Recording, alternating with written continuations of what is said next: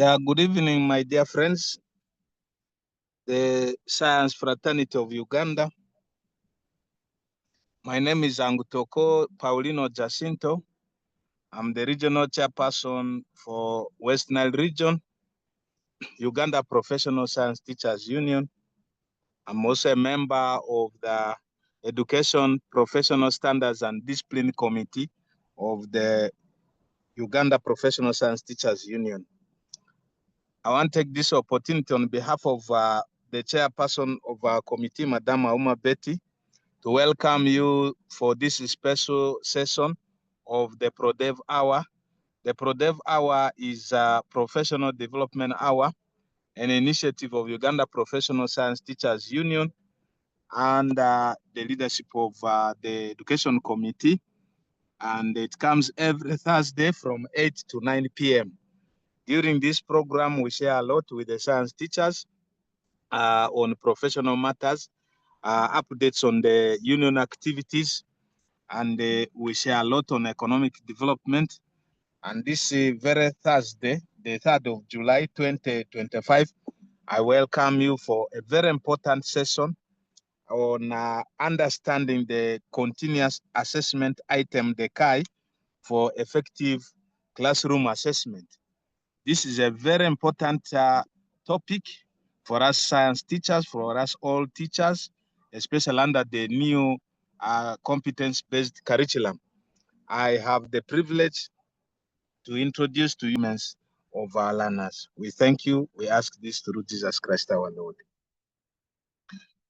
Now, our facilitator and speaker this evening is Mr. Kaziba Stephen.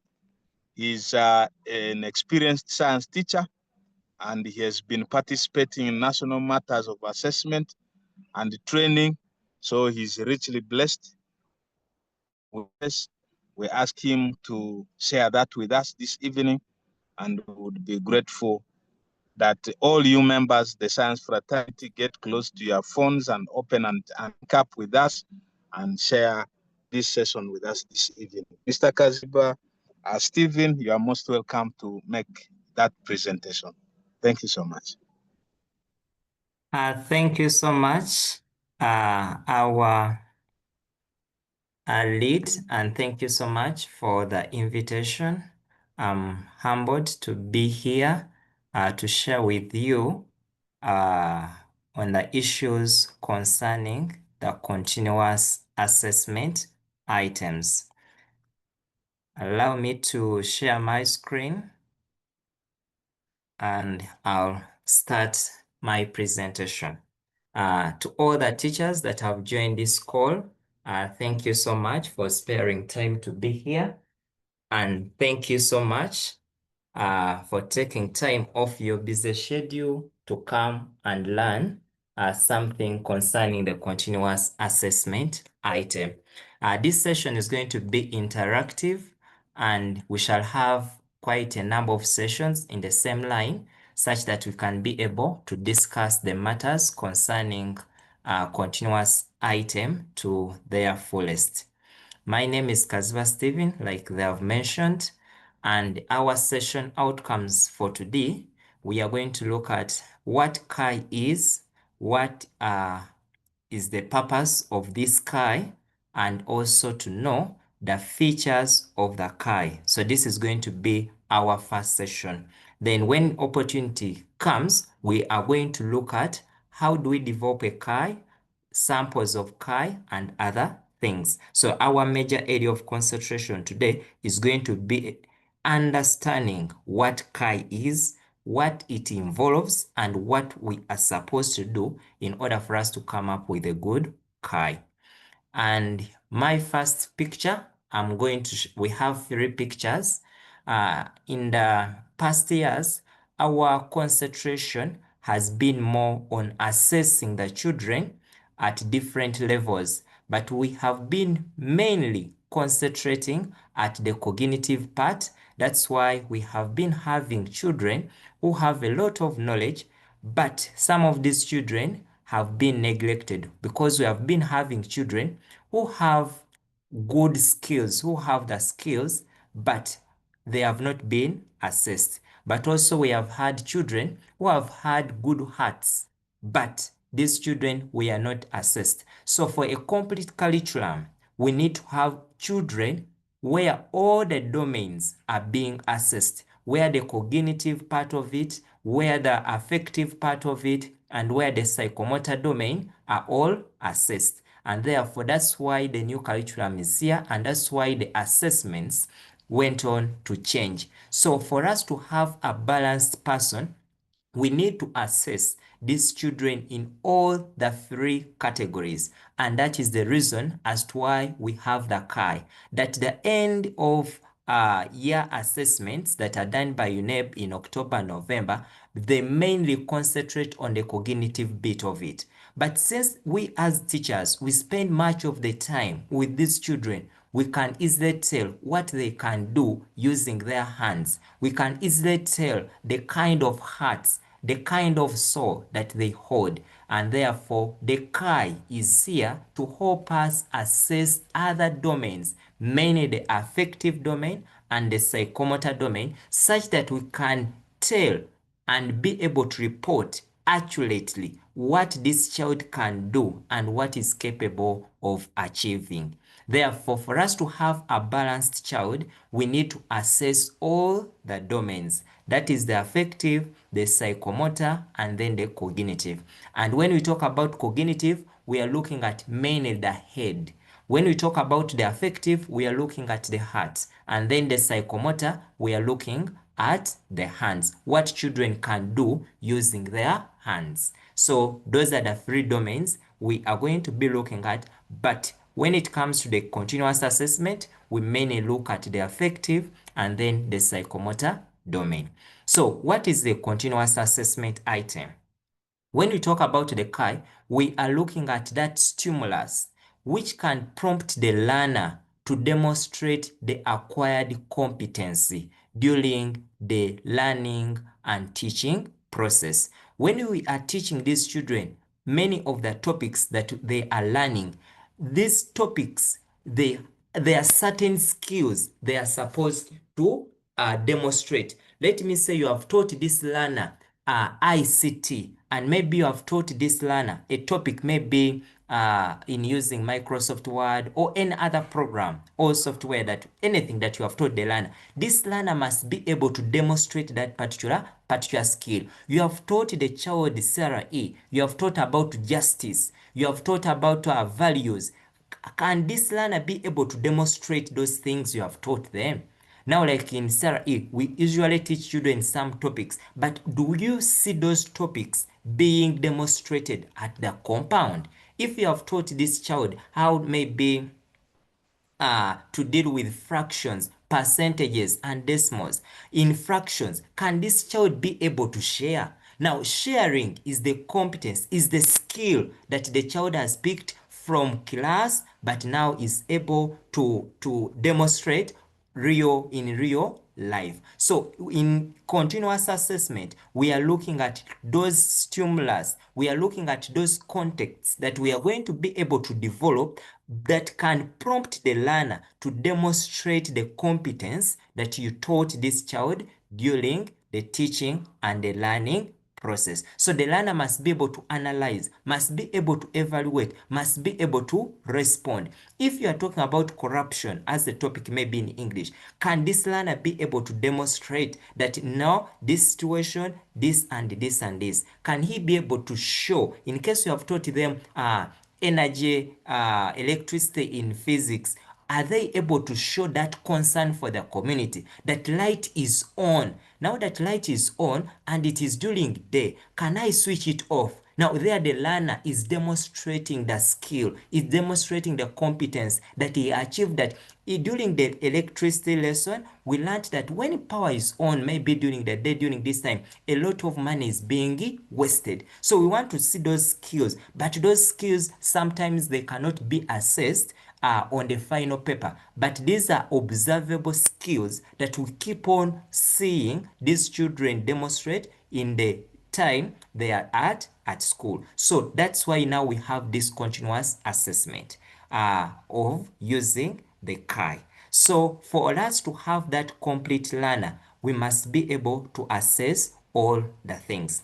I may ask, we can use the chat. What components make up this phone? You can type in the chat quickly.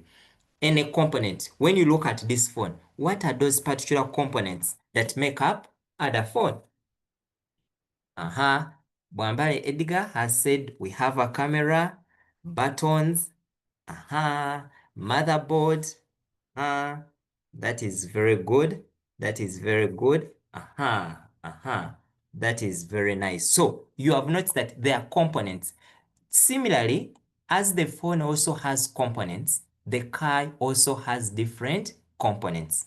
I have looked, when you look at my screen, I'm showing two pictures. If I may ask, on those two pictures, A and B, which person would be very easy to approach? You may raise up your hand and give us a hint or tell us your reasoning. We have two people. Imagine you have met these people during that day. Which person would be very easy for you to approach and why? Feel free to raise up your hand if you can, or you can use the chat to answer maybe A or B. People are saying B is easy to approach. Okay. Mr. Wambale wants to. Yes, Mr. Wambale, you can unmute. To me, I think A, the reason being I'm finding A to be falling in the 21st century, dress-wise, compared to B. Okay, thank you so much. Thank you so much. Okay, that is okay. That is okay. Now, what does the continuous assessment contain? Or what are the components? One, it starts with a scenario or a situation. Now, the situation or the scenario we set, when we are setting these scenarios that we are going to pose to the learners, we always follow a principle. And that principle we follow is what we call the mean skirt principle. Under the mean skirt principle, we are saying that when you are setting this scenario, when you look at picture A, the picture A covers the subject matter. Picture A, when you look at it, it can pull someone's interest. Picture A has certain things it is covering. It can be long, short enough, but when all the subject matter is being covered. When you look at picture B covers everything, but when you look at the kind of attractiveness to the person looking at it, it may not be attractive. It might be a bit more scaring. And therefore, when you are setting a scenario for these children to do, always be mindful of the principle that let it cover the subject matter, but let it also be short enough to arouse interest. Because sometimes when you set something very lengthy, these children may lose interest at mere looking at what you have set. But what is most important is for you must be able to cover the most important part that is going to help these children achieve the competency. So whenever we are setting a scenario for our CAI, we always have an introduction. And that introduction can be a context.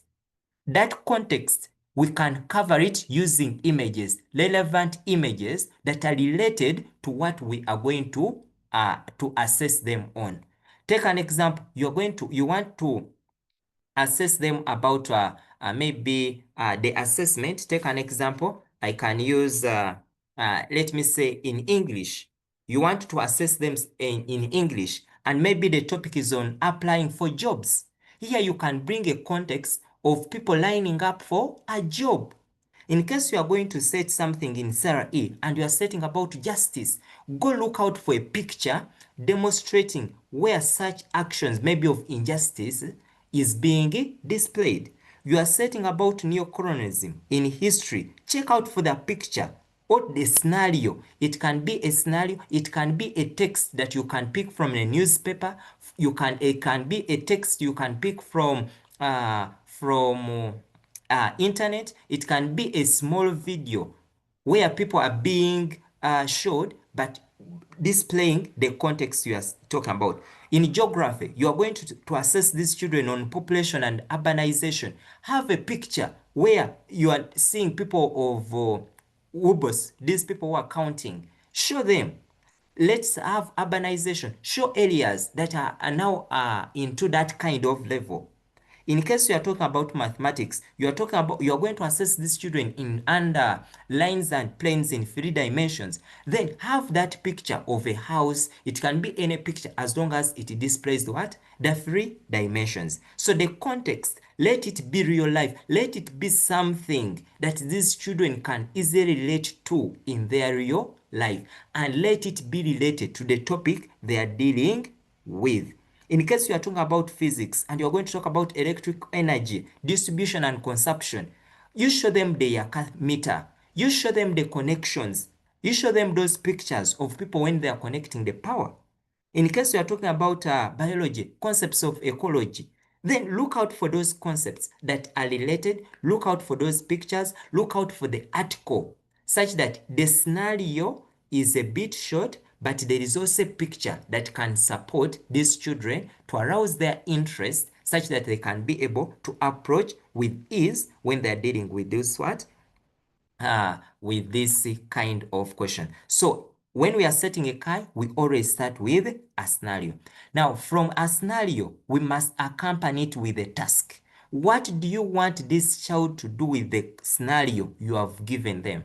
Now, the task that we give the children always depends on the level of the domain we are dealing with. Different domains will require different tasks depending on the scenario, depending on the topic you are dealing with. There is not any specific task, but it depends on what are you doing when with this particular what do you want the child to achieve at the end of the day. So we must always have a task giving instructions to what the child must achieve when he or she performs or goes through the scenario you have given this particular child. So those are the 2 important things, a scenario and a task. A scenario can be in form of a picture, a scenario that context can be in form of a video, a short video that you can shoot that demonstrates what you want. In case maybe you are in ICT, and in ICT you are dealing with electronic waste management, you can get that photo, you can get that picture where maybe old computers are being thrown, being disposed of and other things. Or you can look out for that video that will bring out that idea to demonstrate to the learners what happens within real life.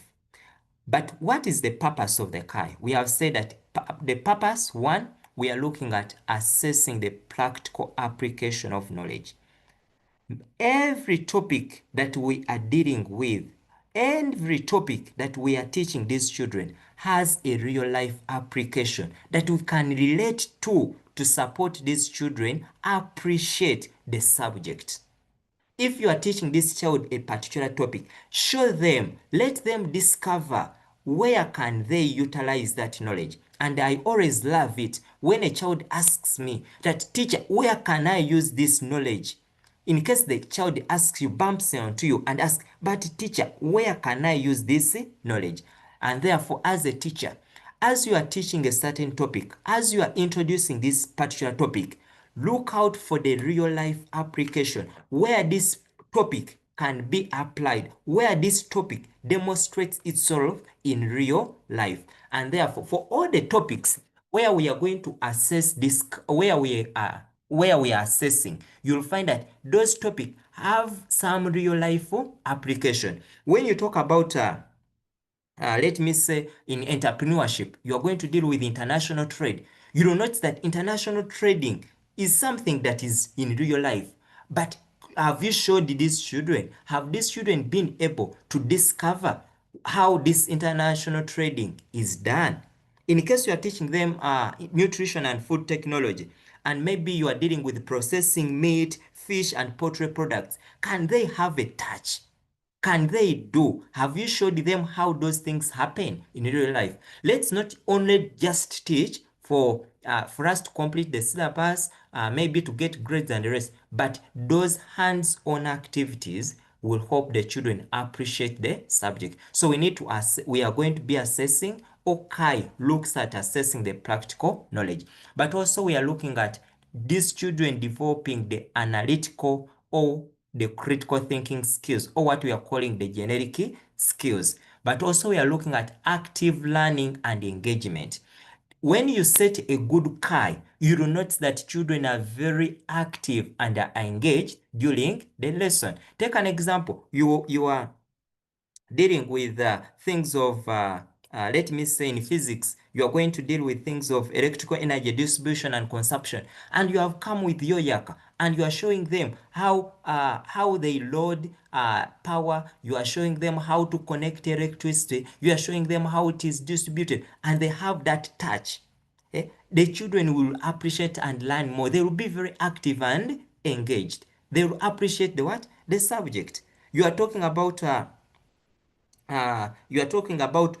painting in art and design, and you have given these children the different paints and they are doing the painting. They will appreciate. So there will be a lot of active learning and engagement. And remember that many of these things that children are able to touch and do themselves, they're able to remember at the end of the day. Even if it is after 5 years, these children will be able to remember. Many of the things that you remember now at this point, those are the things that our teachers were able to bring to class. Those are the things we were able to touch. Those are the things that we were able to have a hands-on. That's why even when you ask someone who was in primary, you will always remember something. But most of those things that we had hands on. So you become very active and you are able to engage. Even the children you think are a bit a special need, they will be able to engage. Okay, I'll jump this activity.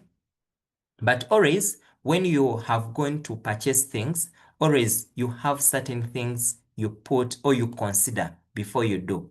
And those ones are what we call the qualities, the features. You say that when I'm buying this, this is what I need. Many of us now these days, when you are buying something, let me say phone, you will say, I need a phone with a good camera. I will need the one that can keep the battery for long. I will need this and this. So those are also, the CAI has some qualities. That one, it must be aligned with the competences. All checklists that we shall have or that you have received, you will notice that they have a competency. And that competence, at the end of the day as a teacher, that is what you need to look out for. That what is the competence? That the competence is to by the time the child finishes this is what he must be able to do. So as you are assessing, your target should be, has this person achieved this?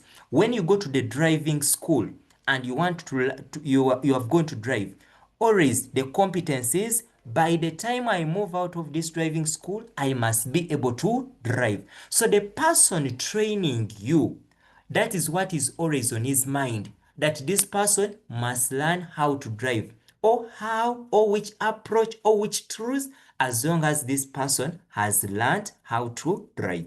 Therefore, as a teacher, as you are going into the assessment, always have the competence at the back of your mind, that as I am assessing these children, this is what I'm looking out for. This is what I want this child to learn. This is the skill I want this child to be able to demonstrate. I'm teaching this child I'm teaching this child about painting in art. By the end of this by the time I finish the assessment, by the time we finish all the different levels, this person is able to do the painting. That means that that child has achieved the competency. Then it must be relevant. Always, for the scenarios we do obtain to use for our CAI, let them be relevant and real life. Do not imagine something that cannot demonstrate itself in real life. As you are thinking about something, a scenario to give these children, ask yourself, where does it demonstrate itself in real life? If it is not demonstrating some, if you cannot also be able to visualize and you are using assumptions, then it means that it may be relevant to the topic, but is it accessible to the child? That when you start assuming this, assuming this, let us use things that are easily accessible, relevant, clear, and authentic. That one will make the learner appreciate the subject that he or she is doing. Let's not just think of things abstract. You have seen scenarios that people are setting sometimes. You look at the scenario and as a teacher, you sit down and say, can this be possible? Imagine this and this, those assumption things. Let us think of the topic early, that if I'm talking about applying for jobs, you look at which one can be easy for these children to access. That recently, the Ministry of Education has been recruiting. Can I look for that post that they made in case I'm an English teacher? I look at how they make those announcements calling for people to apply for the jobs. What do these people need when you are applying for the jobs? So by relating that, that means that the scenario you can develop, it can be related to that the Ministry of Education, this and this and this, such that people can see, can come to appreciate what you are teaching. Then we are going now to break the competence, what we call the competence domains. Remember, we have 3 competence domains, and now we are going to break them, and we are going to concentrate mainly on these 2. We are going to concentrate on the affective and psychomotor. Now, when you understand the affective and psychomotor, then as a teacher, when you are assessing, life is going to become easier for you. Why? These affective and psychomotor domains determine which kind of tasks and situations, contexts that you set for your children. And they'll guide you better on how to ask and what to observe. Because when I'm assessing the affective domain will require me to observe this child even outside class. That I taught this child about values, maybe in Sarah E. When you look at this child, maybe in case he has found power on during the day, can this child take an initiative to switch it off? If I taught this child still maybe about values, can this child be able to pick rubbish on compound without being told to do so? That means the child is appreciating the subject. If you taught this child maybe about electronic waste management, can this child be able to demonstrate that maybe in case these things are spoiled, I need to dispose them very well? You taught this child about maybe painting, and there is some work within the school. Okay? So certain things need to be observed even outside what? Class. This assessment of the continuous access of the CAI is not basically done only in class. Certain things need to be seen outside the 4-wall classroom. And therefore, we have said initially that cognitive, it is mainly the brain. And that's where the UNEB that children do that are waiting for always concentrates. But in classroom, we want to concentrate on the affective and then the psychomotor domain. Allow me now to first break the affective domain. Affective domain mainly deals with the heart, deals with things of feeling. Everyone has feelings. There are certain things that sometimes are done and you catch the feelings. I think that's what we say. We catch the what? The feelings. There are certain things you see. So even the topics we are teaching our children, some topics are topics of feeling, that the child must be able to feel the what? The topic. So that means that when we are dealing with those topics, we must as well be able to attach some feelings. The learners must be able to feel and appreciate those particular topics. Take an example. I have an activity here for you. Oh, where is that? Okay. So we have said that when we are dealing with the affective domain, we are mainly going to look at the feelings. But what are those skills that you are going to look out for when you are looking at the affective domain? Can this child be able to interact with others? And how does the child interact?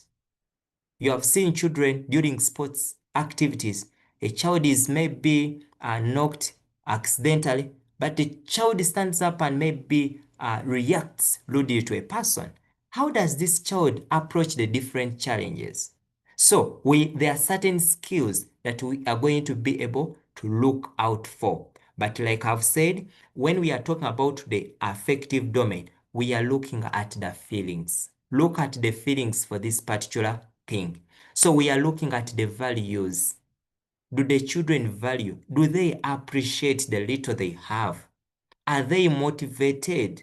How is their attitude? Now, all those different components are looking at the affective domain. Now, when you are teaching, you always need to ask yourself, does this topic require an affective domain or this topic requires psychomotor domain? When you are teaching electricity, that means you'll apply in what we call the affective domain. Because there is some kind of feeling, there's some kind of appreciation you need always to give. That if I leave my battery, or maybe if I leave a phone charging for the whole day, the phone will get full, but because it is full, some energy may be wasted. If you leave the lights on, even during the day. So you need to look out for which topic requires the feelings, which topic requires using the hands on. Now, I have here a simple activity. So we are going to use the chart. These are different colors. And these are the different activities we have. How would you arrange these cards according to the colors? What would be the first color? So read through and then in the chat, which one do you think is the first color, second color, third color? You can type in the chat or you can raise up the hand.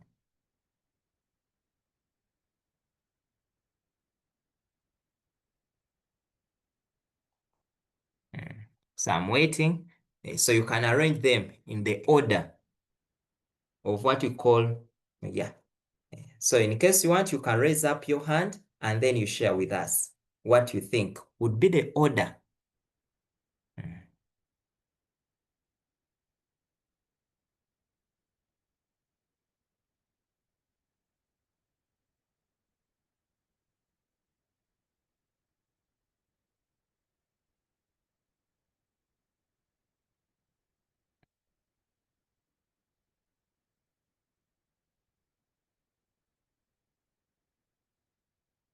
Okay, waiting.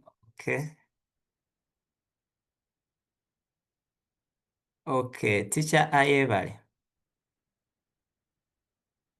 Thank you very much, sir. To me, I think the very first one where we have Agnes received an early morning call should be the first one, followed by she responded by calling others to find out whether what she was told was indeed correct. Then the third one is red. The fourth one is yellow, and then the last one is green. Thank you. Okay. Thank you so much, teacher Lucy. Teacher Safra.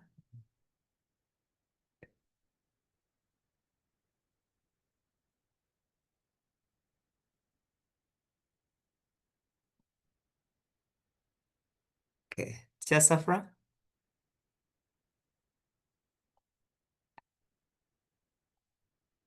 Okay, yes. So, yeah. Now, we are going to, when you look at, okay, the last one, Stephen.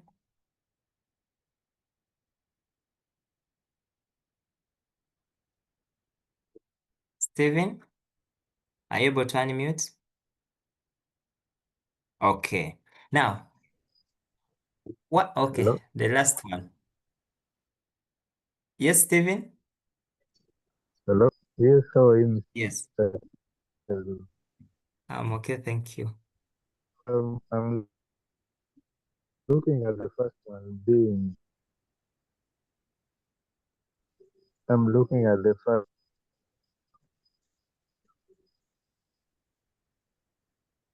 Hmm. Oh, okay. Yes, Coach Secondary. Stephen, I'm failing to get you. Probably the network. Coach Secondary. Okay.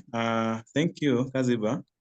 To me, I'm looking at these events to be arranged like this. Agnes received an early morning call about the death of her classmate to be the first one, and then followed by the blue. That is the blue. Agnes responded by calling other friends to find out whether what she was told was indeed correct.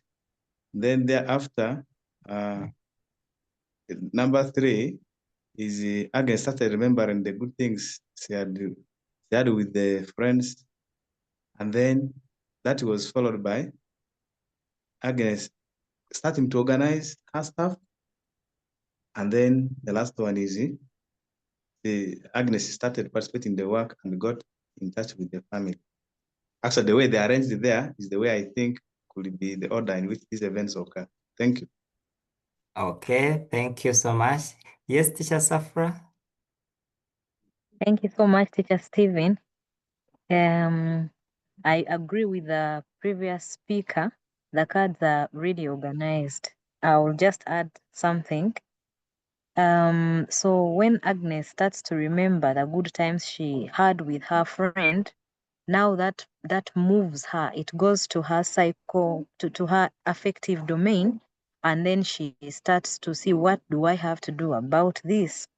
So she starts planning to go and condole with a family, with a bereaved family, showing that, she's showing her last respects to the lost friend.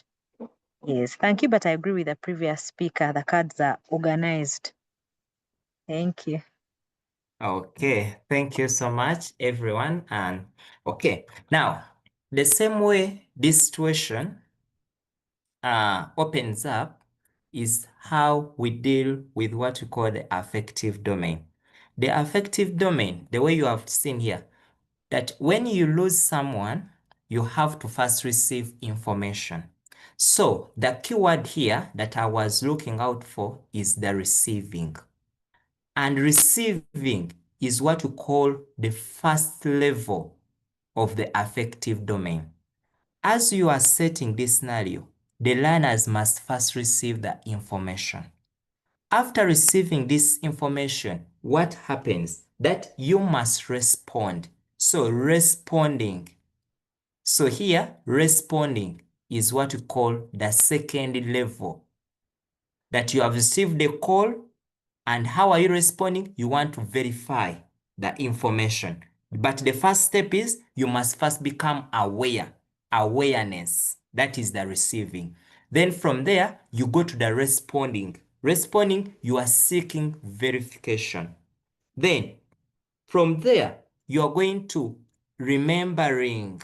Now, remembering here, you are starting to value. Many times when we lose our loved ones, that's when we start to value the good times they had with us. So valuing is our third step, or what we call the third level of the affective domain. But what happens that after valuing, you start organizing your stuff and say, now let me get into the car and go to the ancestral home of the deceased. So organizing is our fourth.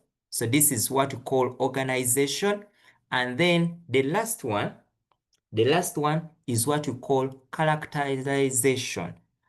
Now, some of you, sometimes we say, he has become a character. Characterization means that it has become part of you. You are going to be now part of the family that is grieving. So, being part of the family, you are participating in the actual thing. In case now I relate this to our subjects that we do teach. If you have taught this child a given subject or a given topic, we expect that they are going to first become aware about the topic. Maybe you have taught them about, let me say, values. After these children have become aware of the different values, how do they respond?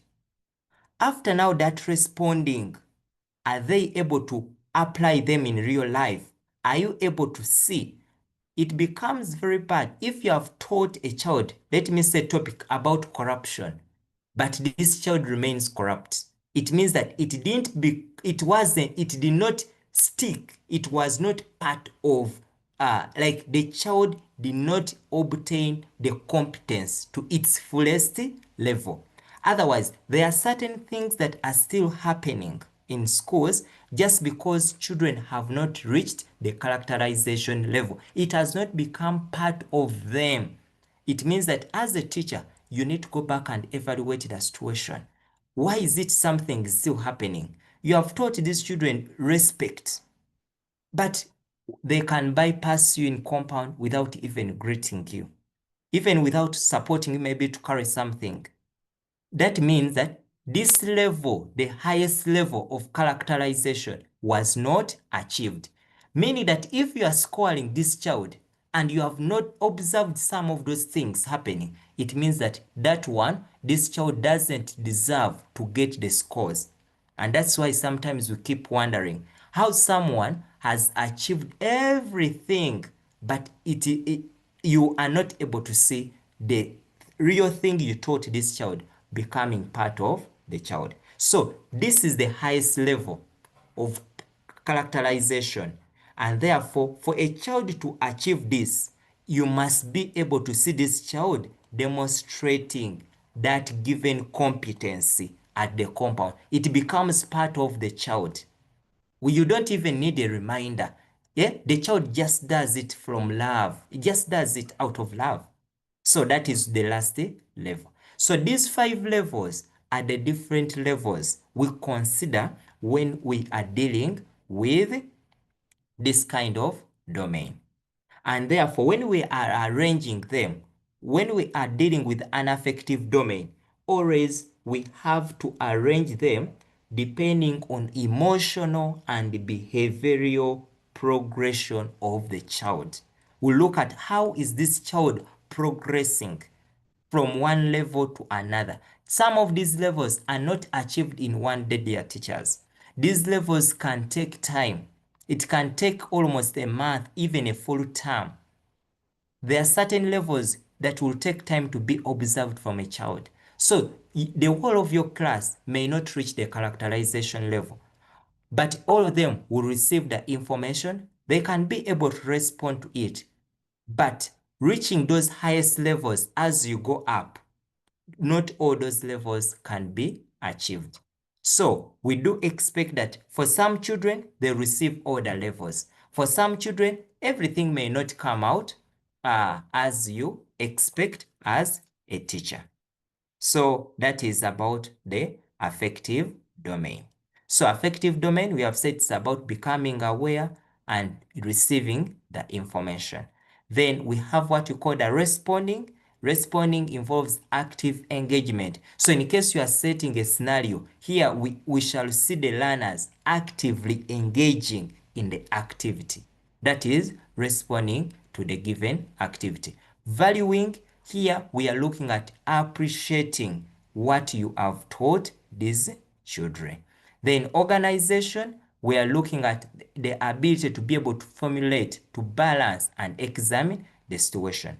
But what are some of those verbs that are being used? Because you need to be very careful now as you are interpreting the syllabus for both A level and O level, because there are certain behavioral verbs or emotional verbs that they use that you need to look out for to show you that here it is an affective domain that I need to attach, such that when you are organizing your lesson plan, when you are making your scenario, you know which verbs you should use when you are assessing. Not every verb will qualify in your scenario or in your task, because we must attach a verb that relates to the given level. So at the different levels, when we are setting our tasks, there are certain words we use. When I'm at level 3 and I am looking at valuing,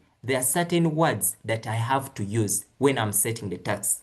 There are certain words that will show me that now I'm at level 3, such as appreciates, can defend the situation, can debate, can explain, can initiate.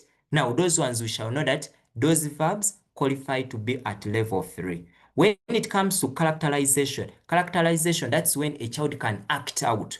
You have taught these children about there is a topic about interviewing. Let me say it is about interviewing, but you can now see the child can interview, can face the panel. So it means that now it has become part of it. So you need to look out for certain verbs when you are setting your tasks. For each of these levels, there are certain words that we go on to use. So that is briefly. But also when we are analyzing this syllabus, you must read as a teacher. You look at the topic. Take an example. This is my topic for this term, and it is about justice. The competence wants us, the learner, to understand the value of just society and the value of fairness in society. The learning outcomes always in a topic determine which kind of domain you are going to assess. When you see things of valuing, then that means start thinking about an affective domain. When you see things of appreciating, now you know that here you are going to level 3 of valuing. So some of these verbs that are being used are the ones that are going to help you to know which kind of domain you are going to assess, such that when you are arranging for this particular activity, you know that here I'm going to talk about this and what verbs should I use, but always we are guided using the syllabus. So this is about CAI. So when you look there, you will notice that under this term of term 2, CAI, you will find that the domain, because you notice that the competence was talking about valuing the verbs. Even when you look at the syllabus, when it was being designed, you will notice that those particular topics with those words are the ones that are being what? Are being used. Appreciating what.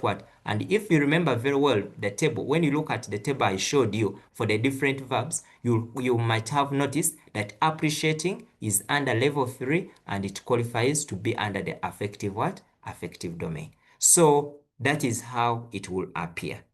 So that is about the affective domain. When you go to electricity, you'll also notice, for you when you read through, there are certain words that will be used in the syllabus to guide you on the domain. That here you not appreciate the importance of use of energy saving. So that means you now read through, look out for those particular words that bring out the competency. And then when you are teaching, now here like appreciating the importance, it means that now you must set an activity that will require this learner to appreciate energy saving appliance. You can look at the situation at school, it can be at home.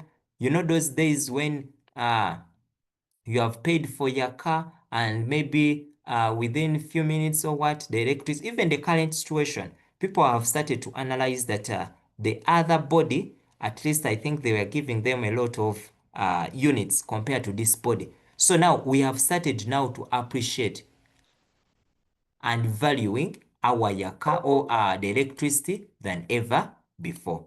So these are the different things we need to look out for. So here you look out for that situation that will prompt the learner, that will support the learner to appreciate and value, but use their feelings.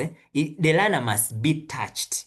It must be touched that when I waste this, this is what happens. Such that when she reaches that characterization level, even if she finds, let me say, water pouring, you see them now turning it off. When they find power on, they can switch it off. So they will start now valuing things at another level.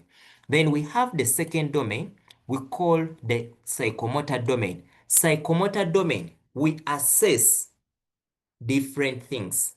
But under the psychomotor domain, we are looking at what can the child do using the hands.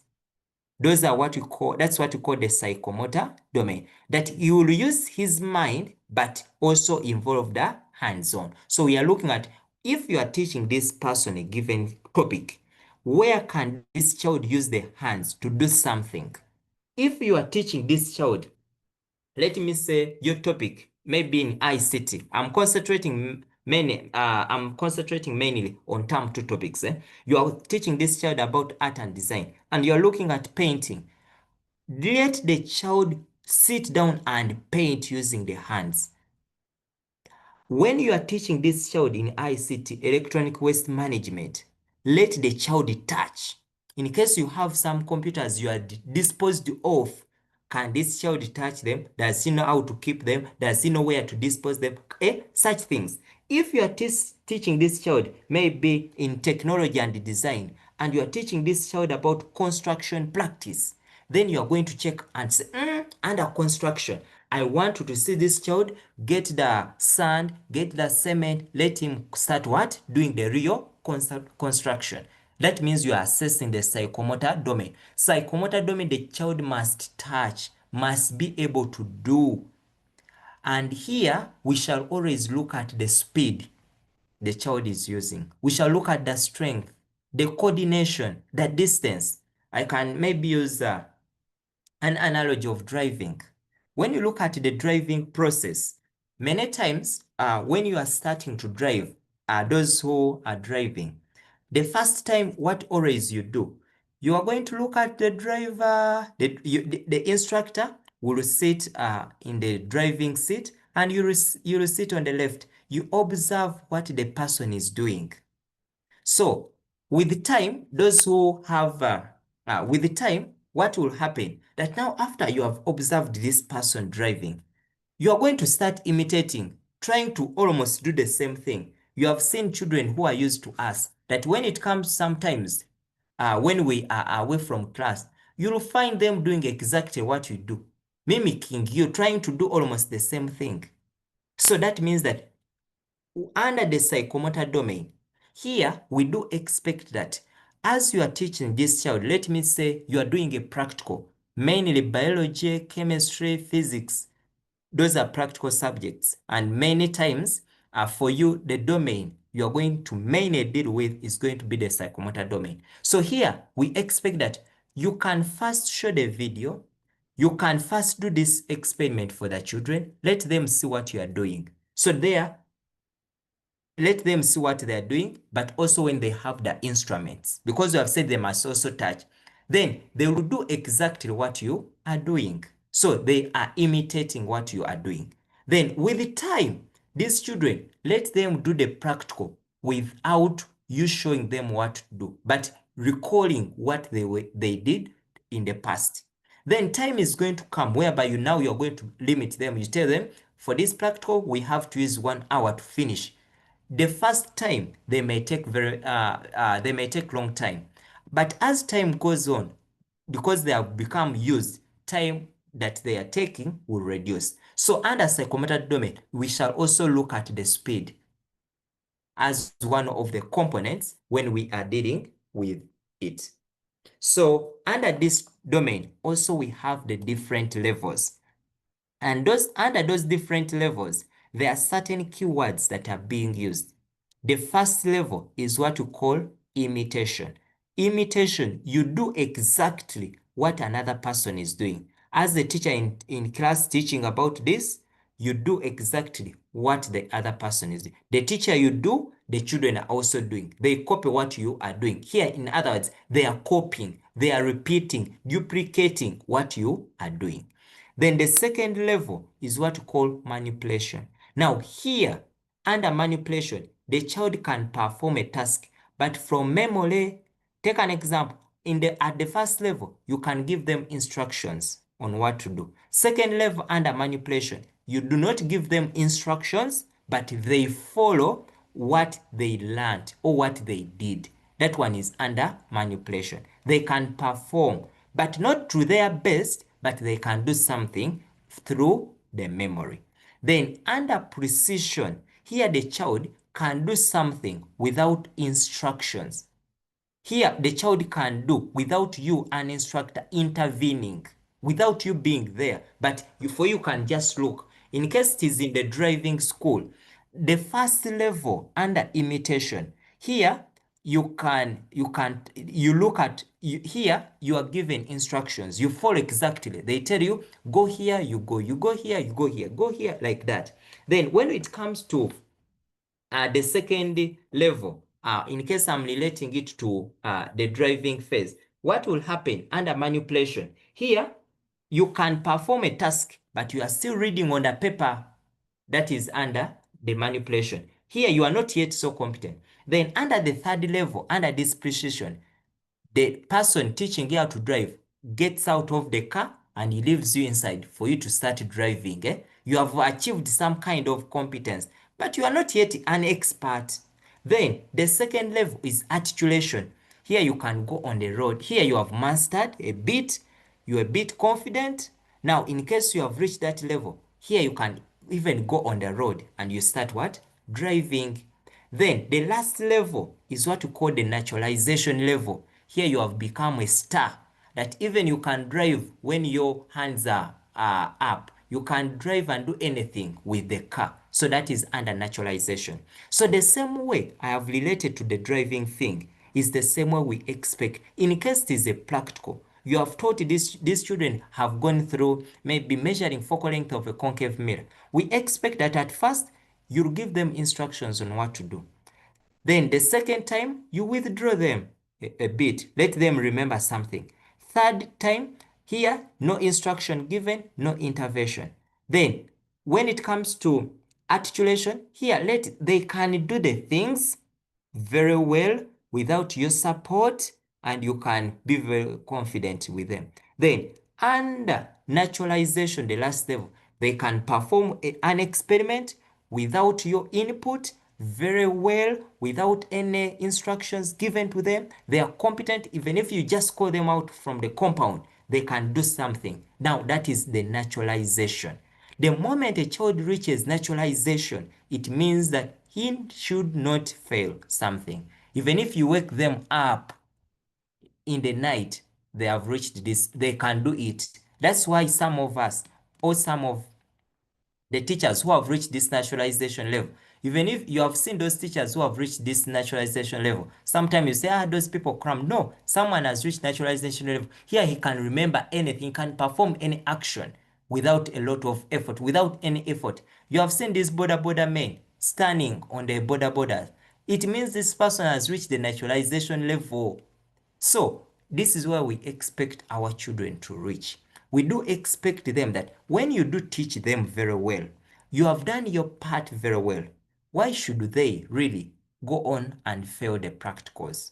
Why should they go on and fail a given concept? So we do expect that for a child that is well trained, that you have assessed well, he needs to reach this level. That's why when sometimes we keep wondering, I'll give an example of maybe math. Math, there's a topic called linear programming. You look at the situation where a teacher is saying that this child at naturalization achieved everything. That means that for whatever scenario you give this child, he or she must be in position to do. But when the paper comes, you find that this child is not competent yet. So that means that as a teacher, when you are assessing, you need to look at that. You put that into consideration that I'm giving this person something in naturalization, but has the child reached that level? These are the children you find in class at naturalization level. When any topic, any paper, any scenario you bring, whether you have twisted it left, right, up, down, the child can do. That means the child has reached this what? This kind of level. So that is the naturalization. So the lowest level is imitation, manipulation, precision, articulation, and then last one is naturalization. So that is briefly about the psychomotor domain. So for this term, which topics do we expect that we teachers, we must assess? So the topics, these are the different topics for the different subjects that this must be assessed for the senior 4 class this term, and the marks or the scores that must be submitted. And when you look at all these topics, you can notice that they have a real life application. They have a real life thing they are related to. When you look at applying for a job, that is something that happens. Now, as a teacher, this is where now you need to ask yourself, can I have some photos? Can I take some videos? Do I have some videos somewhere?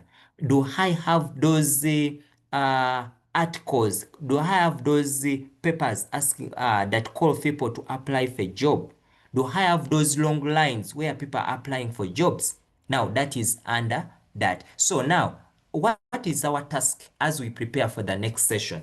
Now, in case I'm an English teacher, I want you to look out for a situation in real life. This situation, look out for a picture when people are applying for jobs. When they are making those long lines, taking their letters, look out for those different letters companies write, calling for people to apply for a job. In case I'm for Sarah E, can I look for those situations where justice is being displayed or even the injustices somewhere? In case I'm someone of geography, I look out for population and urbanization in Africa. Look out for countries that have developed. Maybe even you can start with, now here you can start with what we have here. Now at the first level, you can look at the population within maybe a district, go to another level, go to another level, like that. Try to bring out those situations of population urbanization somewhere. In case I'm someone of mathematics, lines and planes in 3 dimensions, ask yourself, where is it being displayed? Look at the different houses people are constructing. Which figure is that? Like that one resembles a cuboid. Look out at the tanks people use. That one can be maybe a cylinder. So look out for those different things. In case I'm in agriculture, cooperatives and self-help groups in agriculture, here look at the PDM thing, because the government is looking at people forming groups. In case I'm looking at physics, look out for a situation on electric energy distribution and consumption.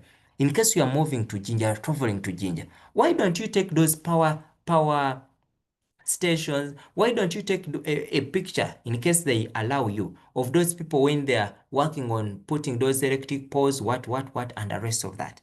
In chemistry, energy changes in chemical reaction. Look out for those real life concepts that children can easily relate to, such that when we are coming back next time, we relate to those real life situations in order for us to be able to develop our scenarios at different levels. In case you are looking at art and design, look at figurative painting. Where does it? Electronic waste management. Look out for a photo. Many times you have seen companies display or auctioning. I saw recently companies that were auctioning maybe those ICT tools where when you go to some companies, you find them when they have put those old computers, and the rest of that. Can you have those pictures? Can you have those videos? Do you have maybe a news reporter reporting about it? Do you have a simple video to show? Look at entrepreneurship. Look at the international trading.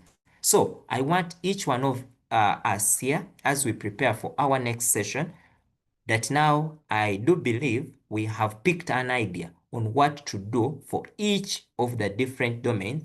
Look out for something in real life that is related to the topic you are going to assess the senior force on, such that we prepare very well next time as we are going in for our next session on how we develop, how to assess, and how we can administer effectively these CAIs to our children.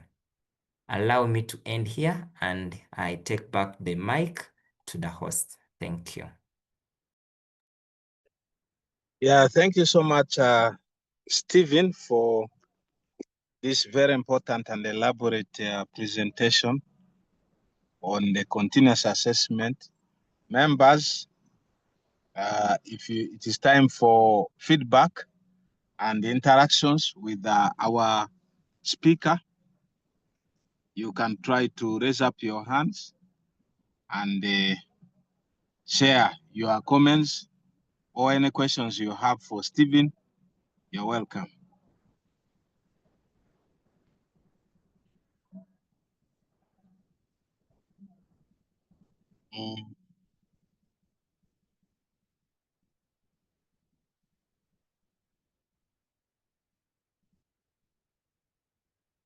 Yes.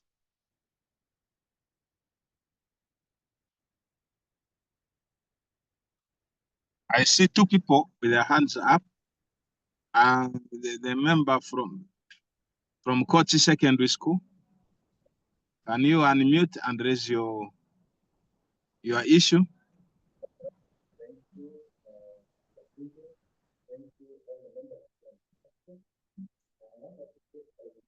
Yes, Kochi SS. We are not getting you well.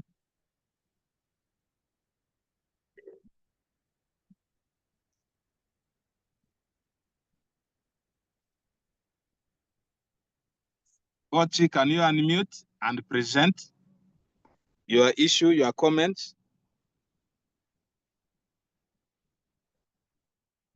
Then we have Agaba Emmanuel. Can you unmute? Alternatively, Mr. Agaba Emmanuel.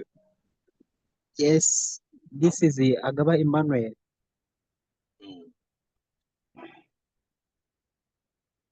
Yes, please go on. This is Agaba Emmanuel. Mine is to appreciate for what Stephen has given us. Really, I was messing up, but now at least I'm in line with it. I appreciate. Okay. Good. That is an appreciation. Kyochung Emmanuel, can you unmute and share your comments with Stephen and members?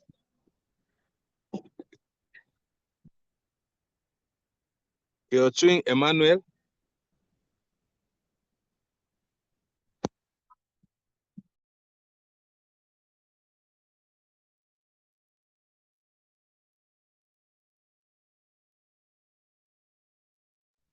We're not getting Kyochung Emmanuel. Teacher Sapra. Yes, thank you very much for giving me this opportunity. I would like to thank Teacher Stephen for the presentation, but also share my experience with my senior 4 students this year. I am a teacher of English, and the topic where we got our CAI was applying for a job, like Teacher Stephen has presented.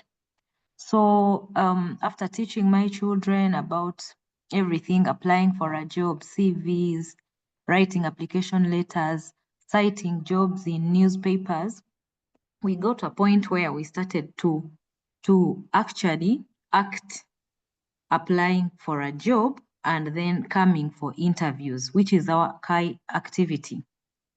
So I would get like 2 students and tell them that I'm getting like 2 students. I tell them that tomorrow I'm going to be observing how you can present yourself well for interviews. So they go and dress up because it's written in the observation checklist. The children are supposed to learn how to present themselves for jobs. So they dress in the best way possible, then present themselves, and their friends make up the interviewing panel, and they come and present themselves as if they're asking for a job. Now, as they're speaking, I am observing their voice projection, their eye contact, how they can ask for clarification or repetition politely, and then that is acting it and living it. Now, like Teacher Stephen said, even after that activity, I keep observing them. What if they're asking an elder for clarification and repetition? Do they still do it politely, like how we did it in class? So I keep observing them for the naturalization stage, and it is working so well, so perfectly. The children are enjoying themselves, they are learning, and I believe it is making a difference in their lives. Thank you very much. Okay. Yeah, thank you so much for sharing that experience. And we are glad that our colleagues in the languages, in the other disciplines, they have joined us in this session. We are very grateful. We are working for this country. Thank you, Teacher Sapra, for your submissions and experiences. Any other comments and submissions? Because moderate there's our speaker Stephen, Mr. Kaziba Stephen. I don't see any direct question to you yet. let me try to monitor and see if there's a question for you to respond. If that doesn't come, I will also ask you to share your comments on the experiences shared by teacher Sapra and others.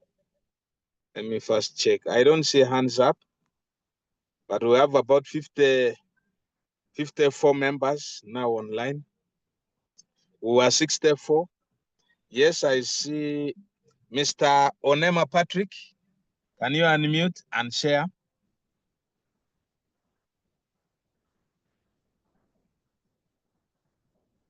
Onema Patrick. But yes, thank you, Jacinto, for giving the chance once again. Yes. Can you hear me? Yeah. Yes, yeah, we're getting you well and clear. Okay. I wanted to appreciate Kaziba and all those who had organized this meeting here. I think this thing has opened my mind so much. How I wish this recording be shared after this meeting so that the rest of my teachers will be able to get this and we do the work very well. Otherwise, what happened the last year truly was not a good thing. Even the teachers, I don't know whether because of time or knowledge, they will just pick these activities and even begin squaring times without those activities, which was not something good. But I think with this training and the knowledge that we have got right from SESEMAT and what NCDC had done and this one here, I think we shall be able to do the rightful thing. Thank you so much.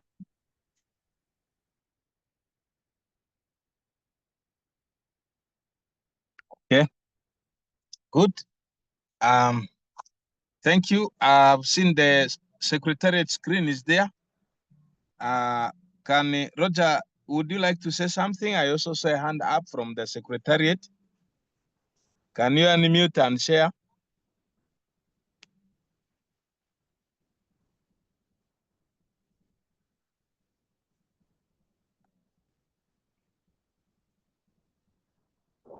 Yes. Thank you very much. Mr. Angutok, are you hearing me? Yes, I'm getting loud and clear. Yeah, just a small announcement as we conclude. To remind the members that our Science Innovation Projects competition is on. And on Saturday, we are in Mbale. So the update, the results for the Central Region have been published on the website. And you can be able to visit the website to see how the Central Region exhibition went. And also there is a video and also the program for Mbale, the schools. Maybe just a reminder, schools are requested, those which are coming to Mbale, to make sure that they come with presentations. A PowerPoint presentation. We saw in Central, some schools came when they don't have a PowerPoint. They thought maybe they're just going to have stalls only. And also a report, because these are all considered during the scoring. So some good projects, very good. Some projects were saying, our project was very good. Our project, there is a project which was very good when you look at it, but it had just a one-page report. And having a one-page report made them to lose out marks because the judges look at the entire process, not only the product. They look at the objectives, they look at many things from the process. So if you don't have a report, there's no way they will be able to know about the process of how you came up with that product. Did you just buy the product from a supermarket and brought it for the exhibition? Your product is very good, but you may end up getting very low marks because you don't have a report. So this just to remind the schools, please make sure that you make a pitch deck and also a report. And also, one thing I want to note is that there is a sample of the project report, the project report and the pitch deck. There is already a template on the website of the union. So if you don't know how to make one, you go to the website and then you download a sample presentation which has the required slides and also a sample report that will guide you on how to make yours. Then you come to Mbale when you are able to, you have a very good project, but also you have the documentation needed for you to excel. Unfortunately, my laptop has gone off. I was going to show that, but just go to apps2.org, you click on library. Where there is library, you'll find there some resources that guide you. So let us meet in Mbale for those who are invited. After Mbale, we shall be going to Northern region, and we shall be going to Western region in Mbarara SS the other Saturday, and then we shall conclude with Lango College in Northern region. So basically, that's what I, yeah, thank you very much, Mr. Kaziba. So go to the digital library at apps2.org. You can be able to download the sample pitch deck, and also you can be able to even get an idea of the vetting. For us, we have made sure that we even share with you what are those things the judges are looking at. There is a vetting shortlisting score sheet. Just look at it. Those parameters are similar to the parameters in the final pitch deck. So please, you don't have any excuse for not excelling in this exhibition. In the new curriculum, we give you the criteria and you get to know. So prepare, practice, to keep time, manage, and make sure that you excel. We want the best in Mbale. Thank you very much, Mr. Kaza, for sharing, and Mr. Ngutoko. And all teachers, please let us improve our pedagogy, how we teach learners and how to assess them. Thank you. Okay. Yeah, thank you, Rogers. Mr. Kaziba, there are a few issues here. One is when is the next session of this continuous assessment? Then there's another one. Is it possible to share the notes that you have presented this evening? I think on the administrative side, as UPS2, we are going to, when we arrange for the second session of this CAI, we shall communicate on the platforms like we did today. But the sharing of the notes, I leave that for Mr. Kaziba to respond. And then also I want to appreciate there's someone who says he's a teacher of economics, and he has learned a lot this evening. I want to thank our friends in the humanities, in the languages who have joined us. This is our platform. We need to improve teaching and learning in our country, Uganda. Thank you, Mr. Kaziba. Your final comments, then we wind up and we close this session. Thank you. Thank you so much, moderator. The slides will be shared to the UPSATU, so they're going to get them, and I know they will circulate them to other people that have attended. So you'll receive them this evening. And then for the other session, you have been able to answer. So the UPSATU will communicate on when we can have. But I would like also to thank the organizers for this event. Thank you so much for adding a brick always to the development of the education of this country. We do appreciate these sessions that you are offering freely to the teachers of this country. And we pray that the teachers, they utilize the knowledge they learn from here to better their services in the different schools, such that we can have a better system and we keep on improving day by day. Thank you so much and have a blessed evening. Okay. Yeah, thank you so much, Mr. Kaziba Stephen, and all our dear friends who have been online. We thank you for your participation. As Uganda Professional Science Teachers Union, we use this platform to run the ProDev Hour, to run the Science in Action, to run the Science, Technology, and Innovations competitions. That's why Roger was able to share with us our upcoming programs of the science, ongoing programs of innovation competitions that from Central Region, Mbogo Mixed, we are now going to Mbale for the Eastern, then we shall go to Western Mbarara, and then we end in Northern. So all those schools, we ask you to prepare. His Excellency, the President of the Republic of Uganda, has tasked us, scientists in this country, to make 7,500 innovations every year. And being the foundation of this, we ask the science teachers to be hands-on in all that they do with their learners, so that the learners can prepare their minds to bring up new innovations for a science-led economic transformation of our country. Thank you so much for your participation. God bless all of you, wherever you are. Some science teachers normally gather in a staff room or in the lab to share on this, to get these programs together. Please, safe journeys back home. Thank you so much. God bless you. For God and my country, till next time we meet again. Thank you.